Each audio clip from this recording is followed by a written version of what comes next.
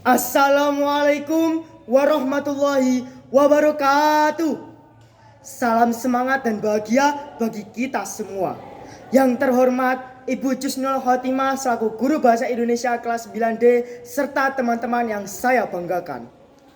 Pergantian siang dan malam, bertiupnya angin dari timur ke barat ataupun dari barat ke timur, semuanya adalah kuasa Allah Subhanahu wa taala. Maka marilah kita mensyukuri atas segala nikmatnya, sebab nafas yang ada dalam diri kita adalah pinjaman darinya.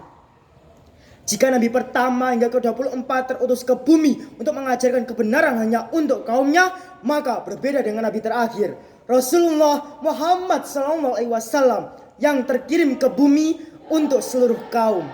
Untuk itu, marilah kita mengirimkan sholawat serta salam kepada beliau. Hadirin sekalian, pada kesempatan kali ini izinkanlah saya untuk menyampaikan pidato singkat saya yang berjudul Hentikan Korupsi Sejak Usia Dini. Hadirin rahimakumullah, apakah hadirin di sini mulai menyadari bahwa tindakan korupsi bisa mengancam eksistensi generasi muda? Beberapa dari kita mungkin cukup abai dengan urusan korupsi, dikarenakan baik di Indonesia maupun di berbagai negara di dunia, para pelaku koruptor banyak datang dari orang-orang penting seperti kepala desa, bupati, gubernur, hingga menteri. Pertanyaan saya, apakah mungkin kisah korupsi hanya diperankan oleh orang-orang dewasa yang punya jabatan tinggi semata? Atau malah ada segunung cerita korupsi namun belum terungkap ke media? Sungguh pening kepala kita menjawabnya. Karena pada dasarnya korupsi itu laksana fenomena gunung es yang mencair di atas namun bisa jadi tetap beku di bawah. Bayangkan bila kasus korupsi yang masih beku itu dilakukan oleh kita, para generasi muda. Hadirin yang berbahagia, melirik pasal 1 Undang-Undang Republik Indonesia nomor 31 tahun 1999 tentang pemberantasan tindak pidana korupsi diterangkan bahwa koruptor adalah setiap orang yang dengan tujuan menguntungkan diri sendiri atau orang lain atau suatu korporasi menyalahgunakan kewenangan, kesempatan atau sarana yang ada padanya karena jabatan atau kedudukan yang dapat merugikan keuangan negara atau perekonomian negara.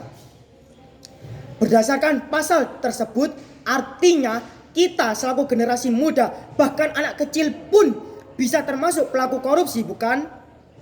Beli garam harganya 3.000, tetapi bilangnya kepada ibu adalah 5.000. Kemana perginya uang 2.000 tersebut? Bukankah hal tersebut termasuk perilaku korupsi?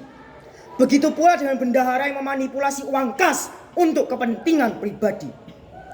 Ternyata perbuatan korupsi itu bermula dari hal kecil, ya kan teman-teman? Dari yang awalnya menggelapkan dana 2.000, lama-kelamaan bisa berubah menjadi 2 juta rupiah. Dari yang awalnya 2 juta rupiah, lama-kelamaan bisa menggunung menjadi 2 miliar rupiah. Allah Subhanahu wa taala melarang keras hambanya untuk melakukan perilaku haram ini. Sebagaimana firman-Nya dalam Quran surat An-Nisa ayat 29 yang berbunyi, Ya ayyuhalladzina amanu la ta'kulu amwalakum bainakum bil batil.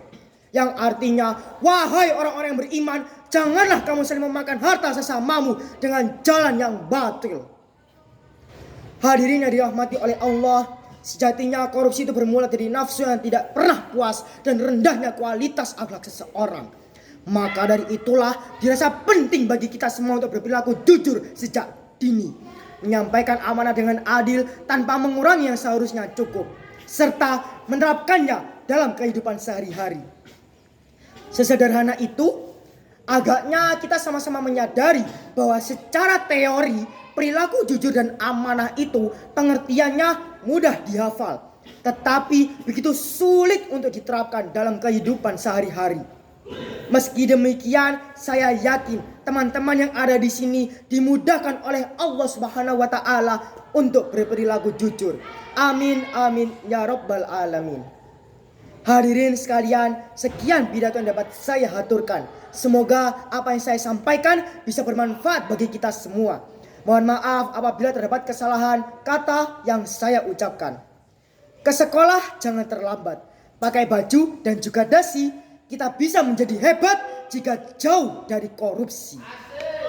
Terima kasih atas perhatiannya. Wabillahi taufik wal hidayah. Wassalamualaikum warahmatullahi wabarakatuh.